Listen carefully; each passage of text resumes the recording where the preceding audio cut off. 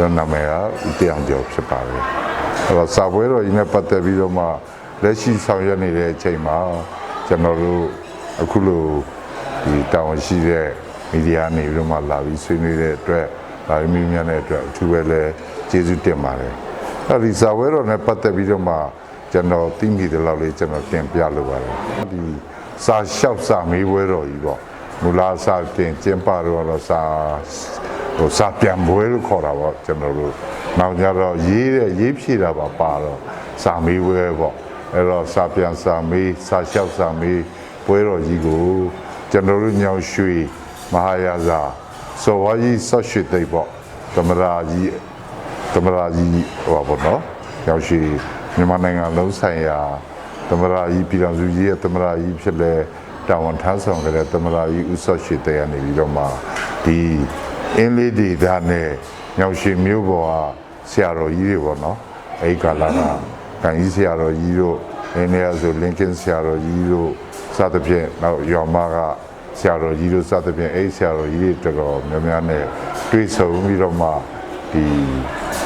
ဝီနီးဒီ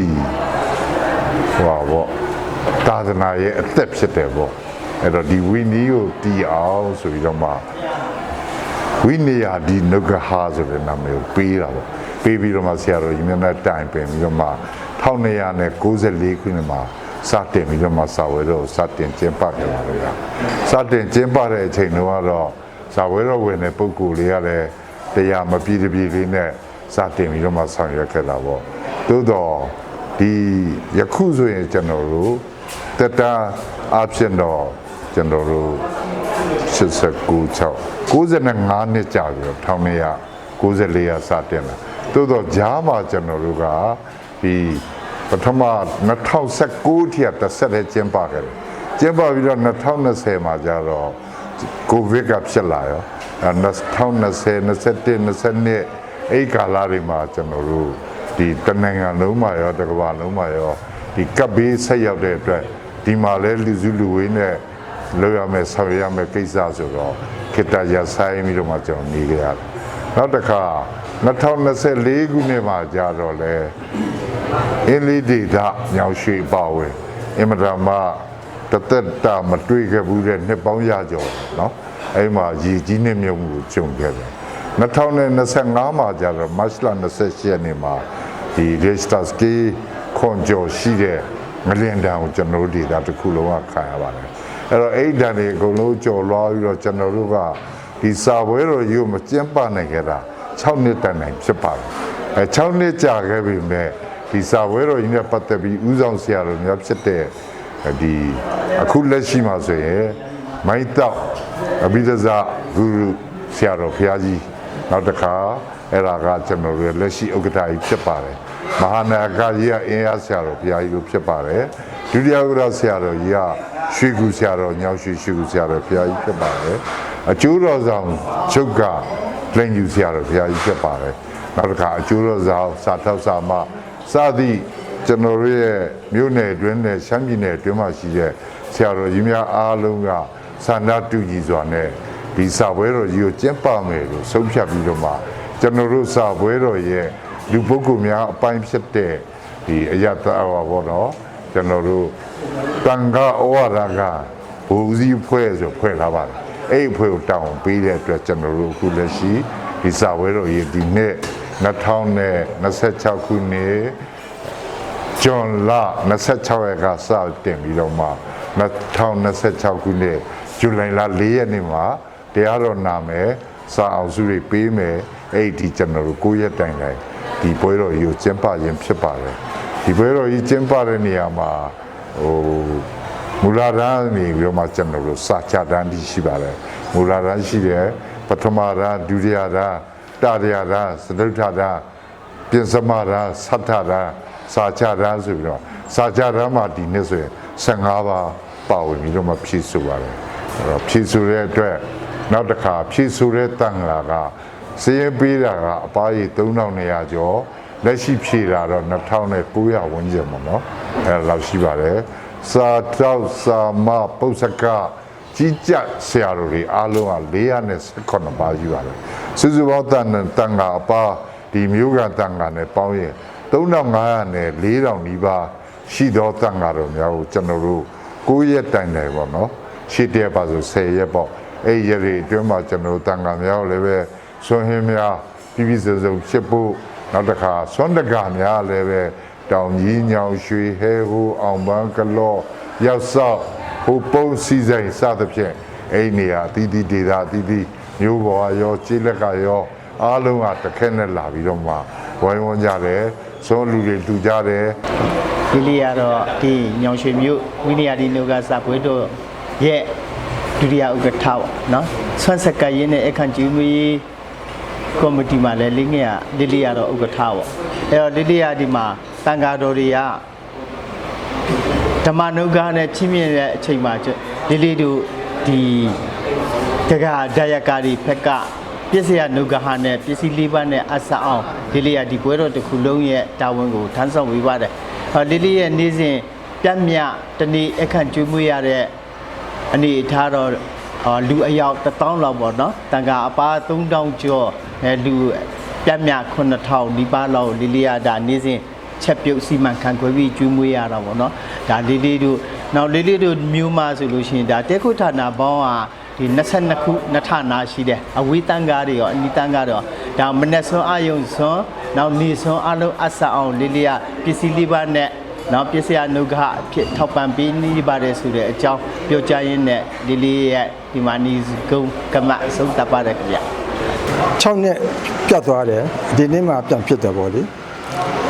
ထူးခြားချက်အနေနဲ့ကရိုးမြင်ပြောဒီညောင်ရွှေစာပြန်ပွဲပထမချက်ကအစိုးရကကြည်မှုကြည်မှတဲ့စာပြန်ပွဲမဟုတ်ဘူးနော်အစိုးရကြည်မှုကြည်မှတာမဟုတ်ဘူးတိုးတော့လဲဒီသက်ဆိုင်ရာမြို့နယ်ပြည်နယ်အုပ်ချုပ်ရေးမှုတွေ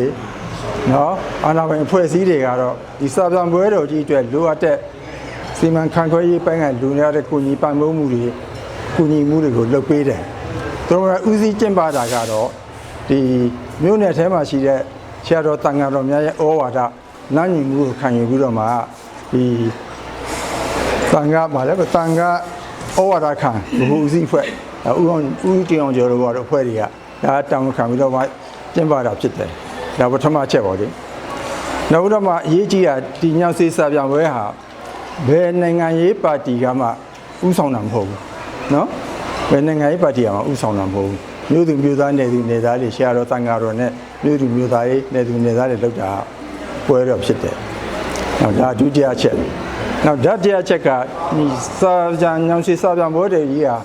နှစ်ကာလအားဖြင့်ဆိုလို့ရှိရင်အင်မတန်ရှိကြတယ်1932ခုနှစ်ကနေစတယ်ဆိုရင်ဒီနေ့2026ဆိုလို့ရှိရင်နှစ်ပေါင်း40နဲ့နှစ်ပေါင်း94နှစ်ရှိပြီစတယ်လေဒါပေမဲ့အချိန်ပေါင်းကတော့ခုနဦးတောင်ကြလည်းပြောသွားပြီညမှာ6နှစ်ဖြစ်တဲ့အတွက်အချိန်ပေါင်းက89ချိန်မြောက်စာပြန်ပွဲတော်နဲ့86ချိန်မြောက်စာရှောင်မွေးပွဲတော်နော်တက်တန်းအဖြစ်ကတော့94နှစ်ကြာသွားပြီဒါထူးခြားချက်ပဲဒါတောက်လျှောက်လောက်လာခဲ့တာနော်ဒါတရားထူးခြားချက်နောက်စရုပ်တာထူးခြားချက်ကဒီစာပြန်ပွဲကိုဘယ်သူတွေပေါ်မှာအခြေခံလဲခုနကပြောတဲ့စီသက္ကသံဃာဩဝါဒခံဦးစီးဖွဲ့ကလည်းဦးစီးကြည့်ပါတယ်မြို့သူမြို့သားနယ်သူနယ်သားတွေရက်ွယ်အလိုက်ကျေးရွာအလိုက်ဒီစုပေါင်းတော့ဆောင်ရွက်တဲ့စုပေါင်းဆောင်ရွက်မှုအင်အားပေါ်မှာအခြေခံပြီးတော့လုပ်တာဒါအရေးကြီးတဲ့ချက်ပဲเนาะနောက်ပြီးစာပြန်ဝဲရဲ့ရံမုံငွေစာပြန်ဝဲရံမုံငွေကဒီမြို့သူမြို့သားနယ်သူနယ်သားများတွေဆွေးနွေးစာနဲ့လှူဒန်းတယ်အနေနဲ့ရရကစေနာရှင်တွေလှူဒန်းတယ်ဒီစာပြန်ဝဲရံမုံငွေကနေ့တိုင်းတိုးနေစာပြန်တိုးနေရမယ်เนาะအဲ့တော့ဒီလောက်တန်ဃာတော်အရေးအတွက်ကတော့ခုနပြောသွားပြီတန်ဃာတော်အရေးအတွက်ကဒီနေ့ဆိုလို့ရှိရင်စာဖြေတန်ဃာတော်ရောနောက်နာဂဆရာတော်စာထောက်စာမစာစစ်အားလုံးဆရာတော်ပါ4000လောက်ရှိမယ်လို့ပြောတယ်လေဟောဒါတော့များတဲ့တန်ဃာတော်တွေဒါတော့ကြာတဲ့နှစ်တွေဒီလောက်များတဲ့တန်ဃာတော်တွေအတွက်ကျင့်ပတဲ့ရက်ကလည်း1ရက်နဲ့3ရက်4ရက်မဟုတ်ဘူး9ရက်ကြာတယ်စာဖြေတာ4ရက်စာပြန်တာ4ရက်တရားနာနဲ့စုချင်းမြတာ ရက်အလုံး9ရက်ကြာတယ်နော်အဲ့တော့ဒီလောက်ကြာတဲ့တက်တူအထိဒီလောက်များတဲ့4000လောက်များတဲ့တန်ခါတော်တွေအတွက်ဒီလောက်ကြာတဲ့ရက်တွေနော်အဲ့ဒီကိုတန်ခါတော်တွေကစွမ်းကွန်ဝေယဝိစကျမ်းမာရေးနေထိုင်ရေးသွားလာရေးအလုံးကိစ္စကိုမျိုးစုမျိုးသားတွေကစိတ်ကောင်းတောင်းဝင်ယူတာဒါဘယ်မှမရှိဘူးနော်အဲ့ဒါအစားကြောင့်ဝဲအဲ့တို့ကရဲရဲဝင်ပြောချင်တာဒီလိုဝိသေသလက္ခဏာတွေနဲ့ပြည့်စုံတဲ့စာပြန်ဝဲမျိုးဟာဘောမာပြည်တစ်ပြည်လုံးမှာဘယ်မှမရှိသေးဘူးလို့ထင်တယ်နော်အဲ့လိုဟုတ်တယ်ဒါဒီအလုံးဟိုဆိုရကြည့်ပါရစာပါပဲအကြီးတွေရှိတယ်လေနော်ဒါဆိုရကြည့်မှုတာလူကကျင့်ပါတာမဟုတ်ဘူးအခုကလူကကြည့်မှုတယ်လူကအင်အားနဲ့တောင်းခံပြီးတော့လုပ်တယ်နော်နေ့ကလည်းကြာပြီနော်နောက်တော့တန်ခါတော်ရည်အများကြီးနောက်ကျင့်ပါတဲ့ရက်ကလည်းကြာကြီးအတိအကျကြီးမှဒီတန်ခါတော်အေးစစ်စစ်နေနိုင်ထိုင်နိုင်စားကြက်နိုင်စားဖြည့်နိုင်အောင်ကျမ်းမာရေးသိသွားလာရေးခက်အကုန်လုံးကိုဒီအားလုံးကပဲတာဝန်ယူတာနော်အဲ့ဒီလိုထူးခြားချက်မျိုးဟာညောင်ရှိတမျိုးပဲရှိတယ်တော့ဒါတို့အလေးနဲ့ပြောချင်တယ်နော်အဲ့တော့ကျွန်တော်တို့ရှမ်းပြည်နယ်လုံးဆိုင်ရာဆိုတဲ့ဘောဟာရနဲ့ကိုက်ညီအောင်ဒီစာဝဲတော်ကြီးကိုစွစွညီညီလှုပ်လာခဲ့တာအခုဆိုကျွန်တော်တို့ဒီမကျင်းပခဲ့တဲ့ရက်တွေကိုနှုတ်လိုက်နှစ်တွေကိုနှုတ်လိုက်ကျွန်တော်တို့စာပြန်တာ89ကြိမ်စာဖြည့်တာကကျွန်တော်တို့86ကြိမ်ကျွန်တော်ဒါဒီနေ့နောက်ဆုံးအချိန်နေဖြစ်ပါတယ်ဒီစာဝဲတော်ကြီးကျင်းပတာနဲ့ပတ်သက်လို့ရတယ်ဒီဦးစီးဆောင်ရွက်ခဲ့တဲ့အငိမ့်သာသမရာကြီးပေါ့နော်ကျွန်တော်ညောင်ရှိစော်ဝါကြီးဆောက်ရှိသိတဲ့တကွအမေတော်များနောက်တစ်ခါဒီဆရာတော်တန်ဃာတော်ကြီးများကဒီပရိယတ္တိပရိပတ်တိပရိဝေဒဆိုတဲ့ပိဋကသုံးပုံမှာပရိယတ္တိသာသနာမကွယ်ပြောက်စေခြင်းကအရေးကြီးဆုံးဖြစ်တယ်လို့ခံယူထားတဲ့အတွက်ဒီကိစ္စဒီပရိယတ္တိသာသနာကိုထိတ်သိမ်းတဲ့လုပ်ငန်းအဓိကချက်ဖြစ်တဲ့ကျွန်တော်တို့ရှမ်းပြည်နယ်တခွင်ကတန်ဃာတော်တာမဏေငယ်လေးတွေကစပြီးတော့မှဥပဇင်းအဆင့်ဒီကိုအကုန်လုံးဝင်ရောက်ပြီးတော့မှဖြည့်ဆို့နေအောင်ဆောင်ရွက်ထားပါတယ်ဖြည့်ဆို့တဲ့အခါမှာလည်းဒီမြန်မာပြည်မှာရှိတဲ့ပါဠိပထမများစာမေးပွဲများအခြားသောစာပွဲများနဲ့ညှိနှိုင်းပြီးတော့မှအဲ့စာပွဲတွေမှာဟိုပါဘောမေးနေတဲ့မေးခွန်းတွေဖြည့်ဆို့ပုံတွေကိုနီးနာယူပြီးတော့မှနှစ်ပေါင်းများစွာဒီမှာစနစ်တကျကျင်းပပါတယ်ကျင်းပတဲ့နေရာမှာလည်းထူးခြားချက်တွေရှိတာကဒီပုဇ္ဇကဆရာတော်များဆိုရင်ဒီပုဇ္ဇကဆောင်းမှာရှိပါတယ်အဲ့ဒီဆောင်းမှာနေရာယူပြီးတာနဲ့တပြိုင်နက်အပြင်ထွက်ခွင့်မရှိဖုံးကင်ခွင့်မရှိအပြင်နဲ့ဆက်သွယ်ခွင့်မရှိဒီပု္ပ္ပစာတွေကိုအပြီးထုတ်ရပါတယ်စာသင်သားများဖြည့်ဆို့ပြီးတဲ့အချိန်မှာပဲပြန်ပေါထွက်ခွင့်ရှိပါတယ်နောက်တစ်ခါဖြည့်ဆို့ပြီးတဲ့အဖြေလွှာများကိုလည်းစနစ်တကျကုတ်တွေနဲ့တတ်မှတ်ပြီးတော့မှဒီဘသူရှိတယ်ဆိုတော့မသိဘူးကုတ်တွေနဲ့ကတ်လိုက်တယ်ကတ်လိုက်ပြီးတော့မှအဲ့အဖြေလွှာတွေကိုကျွန်တော်တို့ကဟိုပြန်ပြီးတော့ဟိုတေးကြစနစ်တကျဖြတ်ပါတယ်ဆိုလိုပြီးတော့နေချင်းအဖြေလွှာနဲ့အပတ်စင်းကိုထုတ်ပြန်ပါတယ်အစံဝဲပြီးတော့အမေးပြီးရင်နောက်ရက်မှာတစ်ခါတည်းအောင်စင်းတွေထုတ်ပါတယ်အဖြေပြီးရင်လည်းနောက်အောင်စင်းဆက်ထုတ်ပါတယ်အမေးဖြေပြီးတာနဲ့တရားတော်နာတယ်မရက်မတိုင်မီမှာအောင်စင်းကိုအတိအကျထုတ်ပြီးတော့မှဒီလာပြီးကျော်9ရက်နေ့တရားတော်နာတဲ့အချိန်ပေါ့တရားတော်နာအခမ်းအနားနဲ့စာတော်အောင်စုနေတဲ့အခမ်းအနားပေါ့ဗျာအဲ့ဒီအခမ်းအနားကြတော့စနစ်တကျပြည်နယ်တိုင်းမှုကြီးနဲ့တကွဒုတိယတိုင်းမှုစစ်ဘက်ကပုဂ္ဂိုလ်ကြီးများပြည်နယ်ဝန်ကြီးချုပ်ပြည်နယ်ထွတ်တော်ဥက္ကဋ္ဌစတဲ့ပြည်နယ်ဥပဒေချုပ်စတဲ့ပြည်နယ်ကဝန်ကြီးဖွဲ့နဲ့တကွဖွဲ့စည်းများနောက်တစ်ခါခရိုင်ကအုပ်ချုပ်ရေးမှူးနဲ့ဒုတိယအုပ်ချုပ်ရေးမှူးစတဲ့ပုဂ္ဂိုလ်များမြို့နယ်အုပ်ချုပ်ရေးအဖွဲ့များအားလုံးဝိုင်းဝန်းပြီးတော့မှကူညီပါတယ်အထူးသဖြင့်တော့ကျွန်တော်တို့ရဲ့ဒီရှမ်းတောင်မှာရှိတဲ့ဒေသနေရတီးတီးကပုဂ္ဂိုလ်များအားလုံးအလူရှင်များဗုဒ္ဓဘာသာဝင်များအားလုံးဝိုင်းဝန်းပြီးတော့မှပါဝင်ကြတဲ့ပွဲကြီးပဲဖြစ်ပါတယ်ဗျကျွန်တော်တို့ရှမ်းပြည်နယ်လုံးဆိုင်ရာဝိနည်းဒီနုကစာပွဲတော်ကြီးဆိုတဲ့အနေနဲ့ပြောကြည့်စွာစတင်ကျင်းပခဲ့တဲ့ကာလနဲ့နှစ်တော်ကြာကြာအထိကိုရှမ်းပြည်နယ်မြောက်ပိုင်းကလာရှုကြောင်မဲစားတဲ့ကျောင်းတိုက်တီးတီးရှမ်းပြည်အရှေ့ဘက်ကကျိုင်းတုံစားတဲ့ ကျောင်းတိုက်များနောက်တစ်ခါကရားပြည်နယ်ကလွယ်ခေါ်ကကျောင်းတိုက်များကတန်ဃာတော်များလည်းလာပြီးတော့မှစာမေးပွဲဝင်ရောက်ဖြည့်ဆို့ခဲ့ပါတယ်လက်ရှိနှစ်မှာတော့မြောက်ပိုင်းအရှေ့ဘက်အကြောင်းမျိုးမျိုးတွေနဲ့လာရောက်ခြင်းမရှိနိုင်တဲ့အတွက်ကျွန်တော်တို့လက်ရှိရှမ်းတောင်ကကျောင်းတိုက်တွေနဲ့ပဲကျွန်တော်တို့ကျင်းပရတဲ့အနေအထားဖြစ်ပါတယ်